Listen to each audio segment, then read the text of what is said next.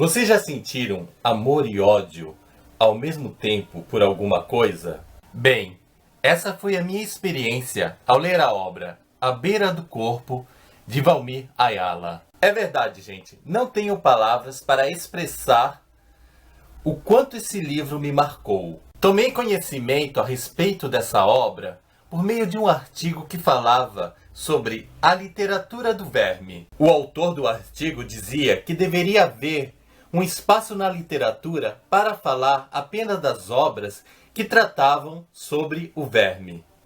E citava muitos autores, dentre eles Machado de Assis, que dedicou um livro ao verme. Só que, diferente de Machado de Assis, que dedica o livro ao verme, essa obra tem um quê diferente, algo muito fascinante. Aqui, o livro não é dedicado ao verme, mas é o próprio verme que narra a história. Mas não fique imaginando que pelo fato de ser um verme narrando a história, que ela é uma história nojenta. Apesar de ter alguns elementos que podem parecer nojentos. O verme, ele passeia no corpo de uma mulher morta. O verme passeia no corpo de Bianca. E é interessante que, ao passear por determinadas partes do corpo dela, ele vai narrando os fatos.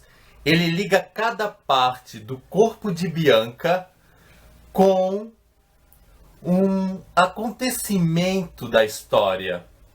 Por exemplo, estou passeando pelas mãos que fizeram, agora estou nos olhos que viram. E assim a história se prossegue.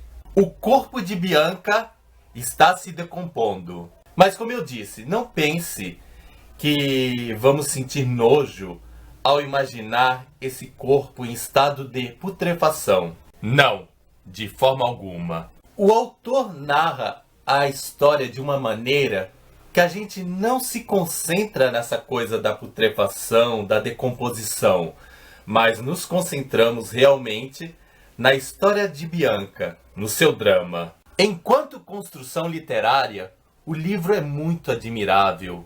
Eu amei a obra. Mas, ao mesmo tempo que eu amava, eu sentia ódio dos personagens. Pois nesse livro, todos os personagens trazem a sua maldade exposta. Em alguns trechos, além do ódio, nós sentimos tristeza ou pena dessas figuras.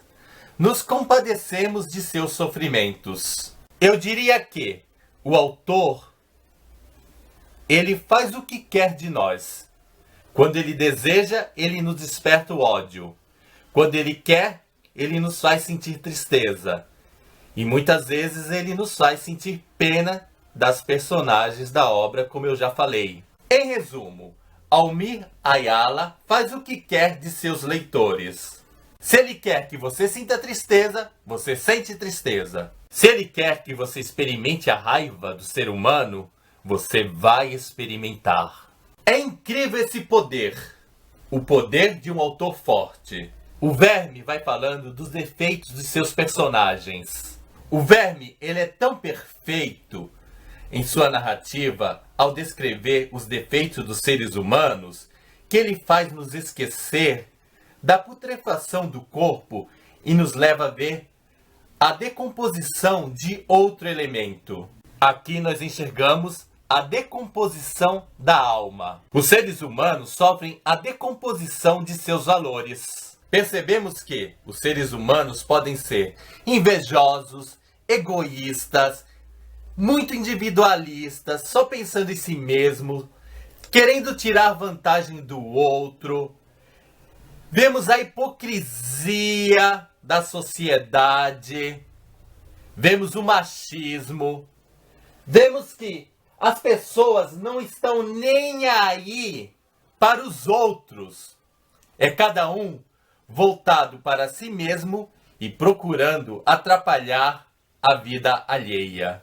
O verme está passeando no corpo de Bianca. E ele começa nos contando que ela está prometida em casamento a um homem bom, que é o Vicente. Apesar do Vicente ser honesto, trabalhador, Bianca realmente não está apaixonada por ele. E no momento em que Vicente está trabalhando, Bianca conhece ao tenente Sebastião. Sebastião é um homem rude, não é um homem que se caracteriza pela bondade, pela gentileza, mas ele tem algo que atrai a Bianca. Ao vê-lo, é amor à primeira vista. Bianca se apaixona pelo tenente Vicente.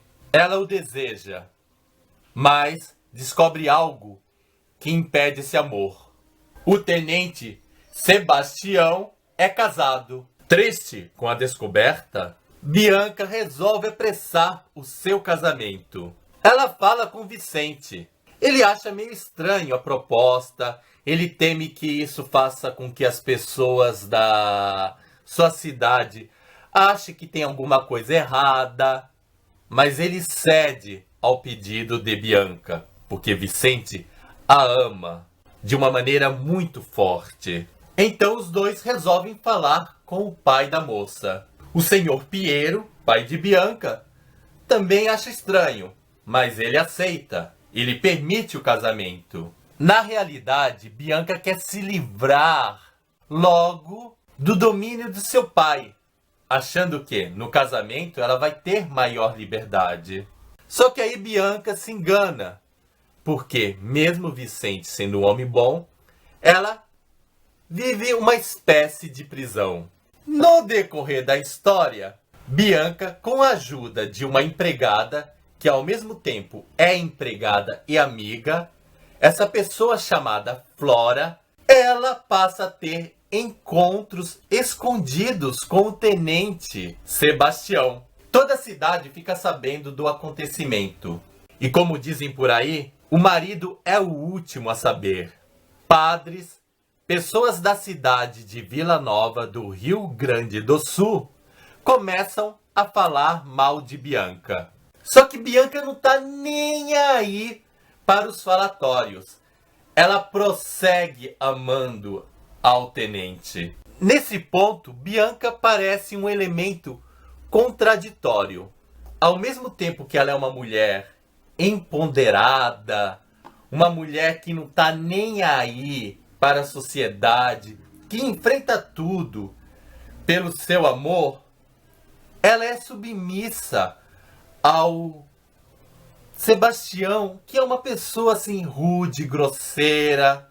Então nós vemos força e submissão. Enquanto Bianca trai o seu marido, Flora vive romance com um homem que também é rude. E digamos que o amante de Flora, a empregada, é muito mais rude que Sebastião, pois ele chega a bater na moça. E o Deodato, é esse o nome, ele explora financeiramente Flora e exige que ela lhe dê cada vez mais dinheiro, até o ponto que ele pede para que ela peça dinheiro à sua patroa. Só que Bianca não tem condições de oferecer dinheiro a Flora. Bianca é rica, mas o dinheiro fica sempre nas mãos do marido. E os sentimentos de Flora por sua patroa são contraditórios. Flora tem amor pela sua patroa, Flora tem inveja de sua patroa, Flora tem raiva dela, Flora admira a beleza do corpo feminino, do corpo branco de sua patroa, especialmente os seios que ela acha bonitos. São muitos sentimentos, há um conflito de sentimentos de Flora por Bianca. Mas, tomada pela inveja, Flora conta a Vicente o que está acontecendo. E para resumir a história, Vicente mata os dois. Mata Sebastião e mata Bianca. Detalhe importante: antes de cometer o assassinato, Vicente está na dúvida se tudo aquilo é verdade e resolve consultar Piero, o pai de Bianca. E sabe o que acontece? Piero dá um revólver a Vicente e apoia o assassinato. Apoia que o seu genro lave a sua honra. Piero está insatisfeito com sua filha. Ele meio que renega a sua criação. Ele acha que a mulher merece morrer. E assim consuma-se a morte daquela mulher que o verme está decompondo a carne. A partir daí, nós temos a segunda parte da obra. Não é mais o verme que vai narrar. É um outro narrador. E nessa segunda parte, que é o julgamento de Vicente, nós descobrimos quem realmente é o verme. E ficamos numa dúvida. Será que o verme é realmente tão onisciente de toda a história? Ou o verme criou uma história a partir dos pensamentos de Vicente? É essa a grande interrogação. E na segunda parte desse livro, algumas dúvidas que ficaram abertas na primeira parte são esclarecidas. Também fica muito mais forte as desmazelas dos seres humanos. Temos um contato maior com a hipocrisia, com o machismo, com a inveja. Eu diria que Valmir Ayala, ele é perfeito ao descrever as imperfeições da humanidade. Como eu disse antes, não se trata da decomposição da carne humana, mas da decomposição da alma dos homens e das mulheres. Até uma figura que aparece no livro, que eu não mencionei antes, mostra as suas imperfeições. É o padre, aquele que deveria levar as pessoas a terem compaixão por causa da religião do amor, incita o ódio nos personagens. O ódio, ele é incitado de forma veemente por esse sacerdote. A Beira do Corpo não traz nenhum toque de humor. É um livro que desperta raiva, tristeza e compaixão. Valmir Ayala, como eu disse, ele é muito bom nas suas descrições sentimentais, nas descrições das ações. Ele é muito criativo na forma como ele constrói toda a história, especialmente naquilo que tange ao verme. O verme passeia no ouvido, que faz tal coisa. O verme passeia nas mãos, que fizeram isso. O verme vai passeando em todas as partes do corpo de Bianca e contando os fatos com uma maestria excepcional. Gente, teria muita coisa legal para falar desse livro. Um vídeo é muito pouco. Só que sempre tem aquela questão. Não posso dar spoiler, não posso estragar a surpresa de vocês. Mas é uma obra incrível e que me causou inveja. Eu desejaria muito ter essa habilidade para falar dos sentimentos dos seres humanos, descrever essa corrupção da alma como o Valmir Ayala. É uma pena que eu não tenha descoberto esse autor antes. Valmir Ayala me fez amar, me fez odiar, me fez entristecer, me fez ter compaixão do ser humano. Valmir Ayala, ele simplesmente me dominou com sua narrativa impecável. Querem saber qual é a minha classificação para esse livro? Gente, acho que vocês nem querem, pois já sabem. Sem sombras de dúvida, A Beira do Corpo, de Valmir Ayala, merece 5 estrelas com muito, mas muito louvor. É aquele livro que faz você ter orgulho de ser brasileiro. Não importa que os personagens sejam figuras odiosas, figuras que, na maioria das vezes, merecem a nossa raiva. É verdade, eles merecem a nossa raiva. Mas esses personagens também merecem a nossa compaixão, pois são vítimas de um contexto histórico. O livro tem uma história narrada num tempo anterior, 1900 e bolinha, não sei precisar a data correta na qual se passa isso, mas é um tempo mais antigo.